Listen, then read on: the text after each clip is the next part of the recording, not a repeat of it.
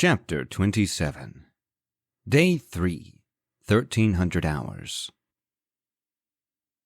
Bernard's arm was draped around Cameron's shoulder as the two newly armored men stood before the door of their cage. They could hear the slayers screaming in agony at the bottom of the hill. The effects of the ricin poison had clearly kicked in. "Time to go," Cameron said to everyone. "Come on, guys." He held his hand out toward the door, and a fireball formed in his palm. He released it, and the door flew outward from the blast. Bernard felt a gust of hot air brush over and grimaced, but he took no damage. "Get to the exoskeletons," Cameron called out as they rushed out of the cage. "Get inside them. We need to get going before they realize what's going on." "Oh, no." Pag stopped dead in his tracks and looked down the hill. "It looks like some of them may have already figured it out." Cameron looked back and saw a group of 4 slayers climbing the hill. Their weapons were raised and fury was in their eyes. "Hurry up!" Cameron shouted as he approached one of the exosuits. The suit automatically knelt down and opened up in response to Cameron's approach, beckoning for somebody to climb in. Cameron awkwardly pushed Bernard forward and supported him as he made his way inside. The limbs of the suit closed around his, and a cushioned metal band closed around his chest. He felt the cushions inflate as they accommodated his width, and then the suit stood back up. Cameron hurried to his own exosuit. It knelt down, and he quickly hopped in. He felt the band close around his chest, and suddenly he was 10 feet tall. Cameron noticed his armor had shot up to 893. He cracked a smile as he pointed his new massive robotic arms towards the incoming slayers. "Grizzly, how do I shoot the guns?" he shouted. "Tell the suit to deploy manual targeting controls," Grizzly quickly replied. "A grip and trigger should slide into your hands." "Deploy manual targeting controls," Cameron shouted. In an instant, it felt like he was holding a pistol. His index finger rubbed against the trigger, and he gritted his teeth as he squeezed it. Bullets sprayed from the minigun attached to Cameron's right arm. It was loud and vibrated his whole body, and the recoil from the weapon was hard to compensate. He wondered if that had to do with his strength or dexterity skill being only 1. The gun was not very accurate. Only a few bullets hit the slayers and didn't do any significant damage. He cursed and let off the trigger. "Can I use my magic in this thing?" Cameron shouted. "Yes," Grizzly replied. "and you'll receive a 50-point damage bonus. Just will it like you would if you weren't in the suit." Cameron did as he was told, and a massive fireball formed in his huge robotic hand. Grinning, he threw his arm forward. The slayer screamed and dove out of the way, but the fireball slammed into one of them. It didn't knock him, but Cameron expected there wasn't much left of his armor. Once Pag had finished getting into his exosuit, Cameron turned and started running from the camp. He wasn't nearly as fast as any of the others, especially Andreas, who had significantly beefed up his dexterity. The man flew forward as if he were being propelled by rockets, laughing and whooping with extreme enjoyment. "This is great!" The loincloth Dutchman whooped as he obnoxiously ran circles and leaped around the others in his exosuit. "I've never experienced anything like this."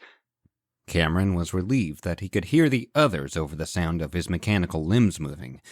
A built-in speaker was playing their voices into his ear. "Where do we go, Mr. Cameron?" Bernard asked. "You lead the way. I will protect you." Cameron looked over and saw the man had an ethereal shield and sword in his exosuit hands. He found it interesting that the suits actually adapted to and augmented their users' personal skills. "Stop here," Cameron replied. Everyone came to a halt and turned toward Cameron. "You guys go on ahead if you want," Cameron said. "Stephen has my daughter's, Amanda's crystal. I have to get it back from him. I'm not sure how many slayers have been affected by Pag's poison, but either way, what I have to do won't be pretty." "I am by your side, just as Allah is beside mine." "Me too," Pag said. "Except for the Allah thing." "Have faith, my brother," Bernard encouraged in his own way.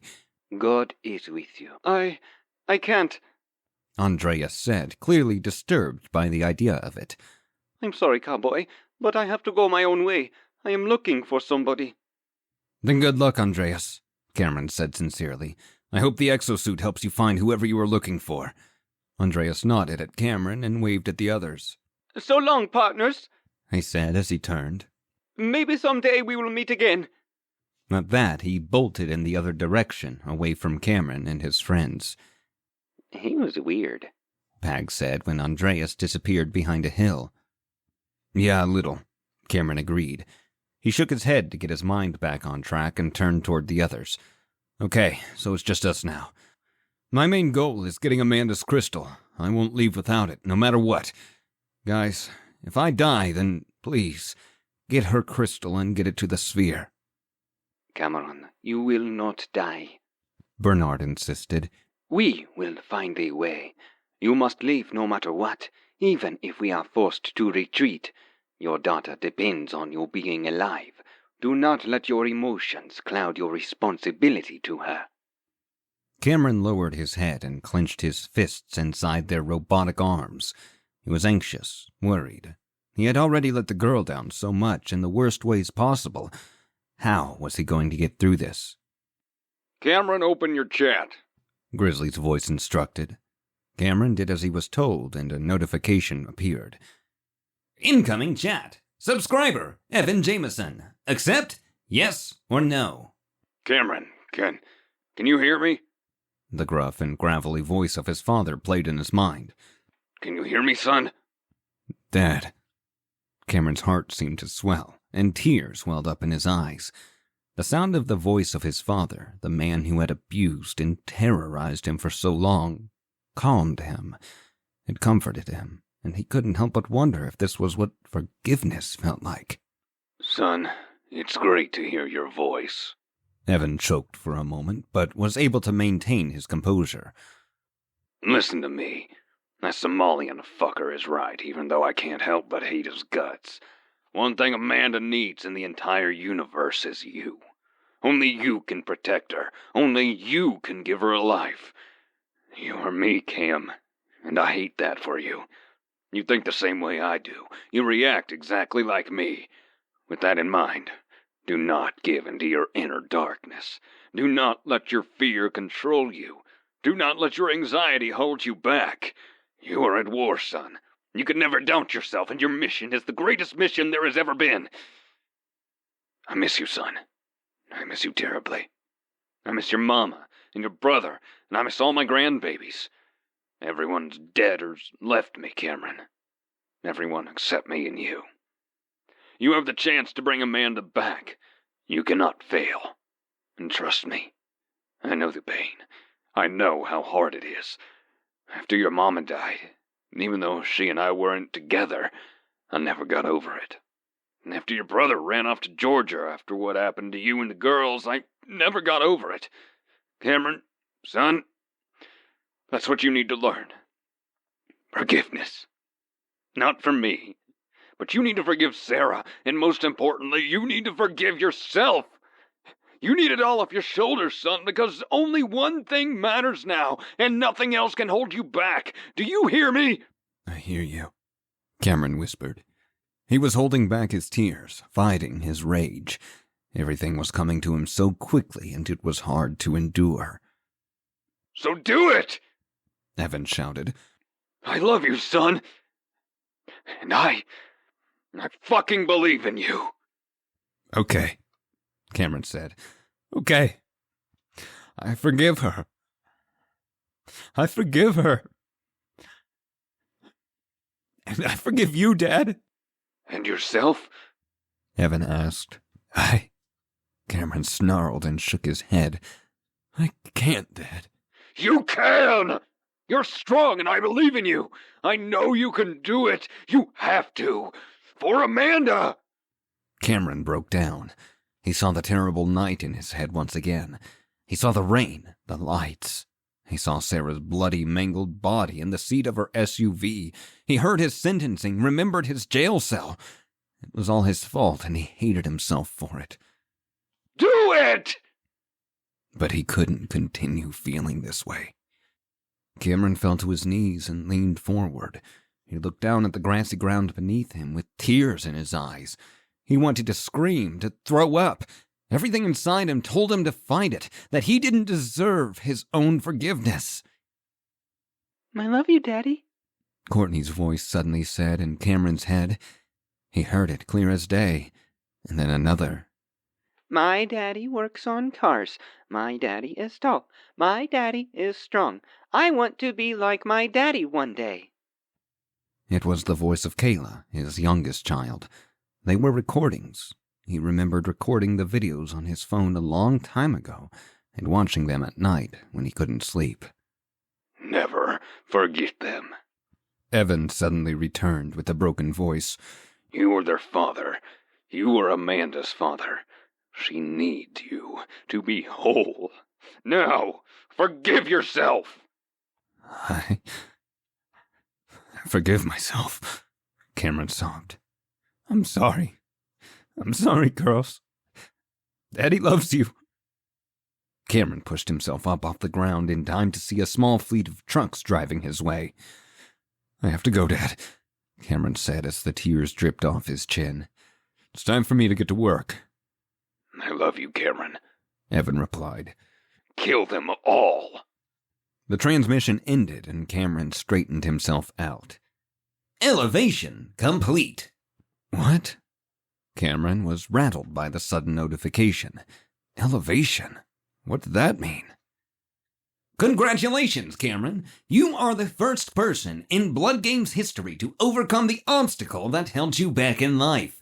You are whole now, and for that, you are to be rewarded. Plus 5 levels.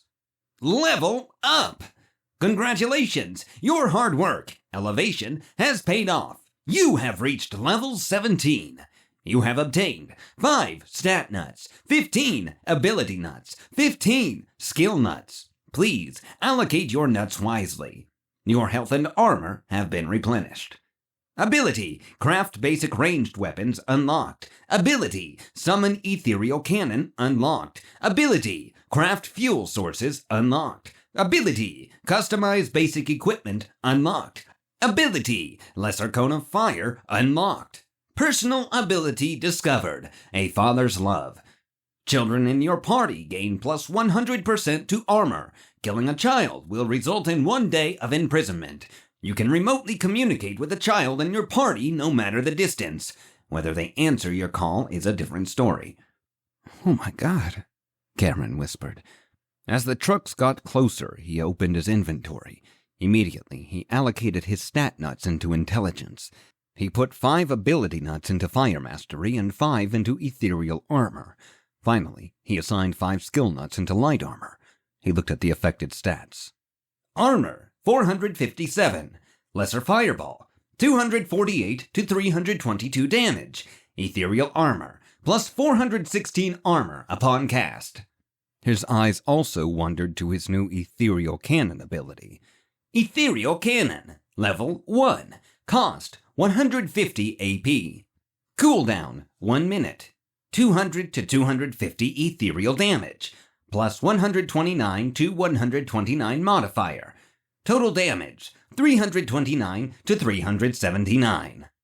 Cameron put his 5 other skill nuts into Ethereal Cannon and checked it again.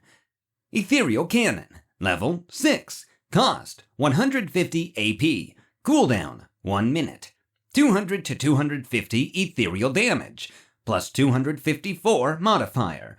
Total damage, 454 to 504. At that, and with a grin, Cameron activated his ethereal armor, raising his armor to 1,373. With his eyes narrowed and his teeth clenched, Cameron summoned his new ethereal cannon. The left arm of his exosuit suddenly began to glow with a blue light. A large translucent cylinder appeared over his hand, and he charged a fireball with his right hand. He lifted the cannon and looked over at Pag and Bernard. "Kill them," he snarled as he fired the cannon and launched a fireball simultaneously. A thunderous blast filled the immediate area, and a blue bolt of power rocketed toward the Slayers. Pag and Cameron's fireballs followed close behind, and Bernard's minigun joined the barrage. The ethereal blast tore through one of the trucks. It burst into flame and flipped through the air, sending burning bodies in all directions. The Slayers did not stop, though. Player Hiroaki killed. Level 10, plus 8 experience. Player Vladimir killed. Level 12, plus 38 experience. Player Olga killed. Level 10, plus 8 experience. Cameron realized that the higher his level was, the less significant the rewards for killing people at a lower level were. It didn't matter. He was strong and he felt confident. Nothing else would get in his way. "Go!" he yelled at the other two. "Time to end this!" The 3 exosuits charged forward. Bernard led the way, deflecting bullets with his ethereal shield, and Cameron and Pag followed close behind, hurling fireballs. It wasn't long before the two forces collided. Bed-mounted turrets opened fire on them. Bullets pinged off their armor, but they were able to make quick work of them. Cameron leaped through the air and landed on the bed of one of the trucks. The bottom of the vehicle crashed into the ground, and its occupant quickly hurried out and opened fire on Cameron. The bullets weren't making any significant impact, and he was able to knock them all in short time with his fireballs. "Stephen!" Cameron shouted. "Where are you?" The driver door of a truck immediately in front of Cameron opened up, and the leader of the Slayers stepped out. He wore an expression of fear mixed with fury, but his courage did not seem to falter. He held his hammer in hand and stared directly at Cameron. "Come down here, Cameron," he shouted, extending the head of his weapon Cameron's way. "I see you want to end this for some reason. Come on, then. Fight me like a man." Cameron stepped up to Stephen in his exosuit and glared down at the man. From up there, Stephen looked like nothing. Cameron could just squish him or blast him with his ethereal cannon and end it if he wanted to. After a moment of thinking it over, however, he told the exosuit to let him down. The exosuit knelt and released Cameron's limbs. He stepped onto the ground and walked over to Stephen, igniting a fireball as he did. "Do you want to talk this out?" Cameron asked. "I can make this really easy for you. Give me all the crystals you have and run away." "All the crystals, eh?"